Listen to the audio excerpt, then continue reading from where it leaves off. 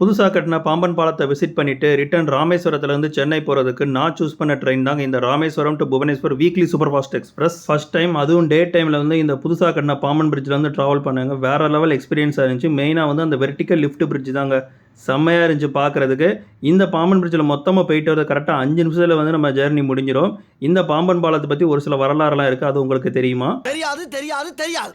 ஹிஸ்ட்ரியை ஃபுல் விளாகில் சொல்லியிருக்கேன். விளாகோட லிங்க்கை கீழே ரிலேட்டட் வீடியோவில் கொடுக்குறேன், செக் பண்ணி பாருங்கள். இந்த ட்ரெயினில் தட்கலில் புக் பண்ணுறதுக்கு ஒரு சில சிக்கல் இருக்குது. என்னதுன்னா, தட்கல் வந்து சென்னை எக்மூருக்கு அடுத்து இருக்கிற ஸ்டேஷன் தாங்க ஓப்பன் ஆகும். ராமேஸ்வரம் டு சென்னை எக்மூர் வரைக்கும் தட்கலும் ப்ரீமியம் தட்கலும் ஓப்பன் ஆகாது. சென்னை எக்மூருக்கு அடுத்த ஸ்டாப்பு கூடூருங்கிறதுனால ராமேஸ்வரம் டு கூடூர் வந்து நான் தட்கலில் தான் புக் பண்ணேன். தட்கல் ஃபேர் 1600 ஆச்சு.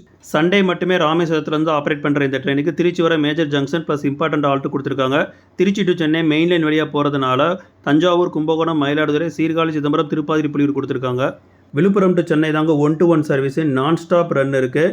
இடையில வந்து செங்கல்பட்டு, தாம்பரம்ங்கிற எந்த ஸ்டாப்பும் நிற்காது. தாம்பரமாக நல்லா செம்ம ஸ்பீடாக ஸ்கிப் பண்ணிச்சு. ஈவினிங் டைமில் மெயின் லைனில் இருந்து சென்னை போகிறவங்களுக்கு இந்த ட்ரெயின் ஒரு பெஸ்ட் ஆப்ஷனாக இருக்குங்க. ஏன்னா நைட்டு 10 மணிக்குள்ளே நம்ம சென்னை எக்மோர் ரீச் ஆயிடுறோம். இந்த வீடியோ யூஸ்ஃபுல்லாக இருந்தால் மறக்காமல் உங்கள் ஃப்ரெண்ட்ஸ் அண்ட் ஃபேமிலி கூட ஷேர் பண்ணுங்கள். வீடியோ பிடிச்சினா மறக்காமல் லைக் அண்ட் சப்ஸ்கிரைப் பண்ணிவிடுங்க.